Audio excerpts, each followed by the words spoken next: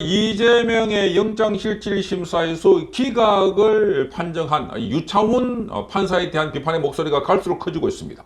자, 일반 시민단체는 물론 변호사 단체까지 나서서 이 유창훈 판사에 대한 비판의 이 성명서들이 속속 터져나오고 있습니다. 자, 이 시민단체들은 유창훈에 대해 수사를 하라, 법복을 벗으라 요구하고 있고, 또 이 변호사 단체에서도 규탄하는 성명서가 이어지고 있습니다. 이 한반도 인권과 통일을 위한 변호사 모임, 여기서도 오늘 이 유창훈 판사에 대한 비판의 성명서가 나왔습니다.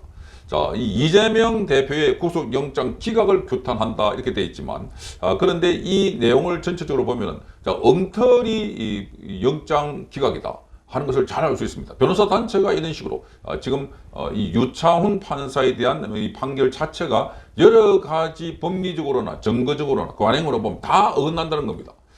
자, 이러다 보니까 이게 법적으로 틀렸을 뿐만 아니라 정치적인 판결을 한 것이다, 이렇게 비판을 쏟아내고 있습니다. 자, 오늘 한변이 발표한 내용을 여러분께 소개를 해드리겠습니다. 자, 이 이재명에 대한 구속영장 기각, 서울중앙지법 유창훈 영장전담 판사가 이재명에 대한 구속 전 피의자 신분 뒤에 검찰이 청구했던 구속영장을 피의자의 방어권 보장 필요성 정도와 증거인멸 염려의 정도 등을 종합해보면, 불구속 수사의 원칙을 배제할 정도로 구속의 사유와 필요성이 있다고 보기에는 어렵다, 이렇게 밝히면서 기각했습니다. 자, 이것도 아주 애매하게 글을 쓰고 있습니다. 그러니까 여기 구속 사유, 필요성이 없다는 겁니다, 말하자면. 자, 이 새벽에 구속영장이 기각되는 소식을 들은 많은 국민들은 과연 법관이 공정하고 독립적으로 결정을 내리는지 의문을 품지 않을 수 없다, 이렇게 한변은 밝히고 있습니다.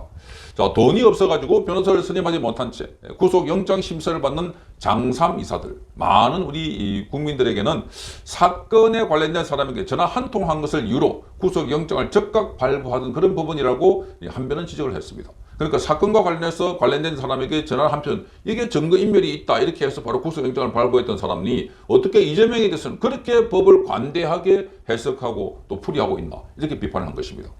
자, 그런데 이재명에 대해 구속영장을 기각하면서 밝힌 사유는 증거인멸 의혹이나 범죄 혐의에 대한 직접적인 증거가 없다, 이렇게 밝히고 있습니다. 직접적인 증거가 없다. 자, 법원은 지금까지 증거인멸에 직접적인 증거가 있는지 여부로 구속영장을 발부하지 않았다는 사실을 한변은 강조하고 있습니다.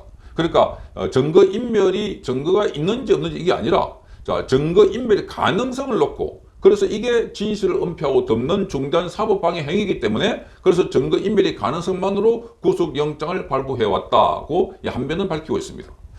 왜 이재명에게만 직접적인 증거를 구속영장 발부 요구로 강화한 건지, 이 한변은 국민을 대신해서 묻고 있습니다.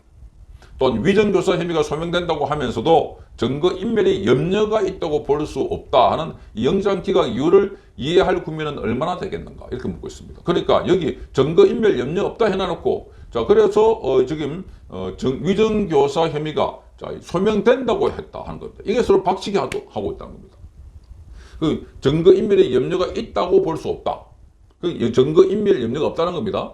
그러면서 위정교사 혐의는 인정된다. 그렇게 서로 충돌하고 있는 이 모순을 어떻게 설명해야 되나 묻고 있습니다.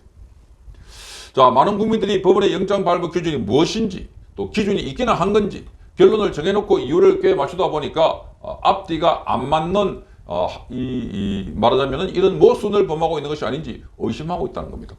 자, 그러니까 지금 여기 영장 발부 기준이라는 것 자체가 지금 여기 보니까 영장실질심사에서는 들쭉날쭉 기준이 없습니다. 판사 재량권이 너무나 많다는 겁니다. 그래서 판사들이 재량권이 많으니까 김명수가 이른바 김명수 퀴즈들을 지난 2월 달에 쫙 깔아놨다. 그래 놓고 와이파이 혹시 내 김명수에 대해서 영장이 들어오면은 무조건 기각해, 요런 것 아닐까.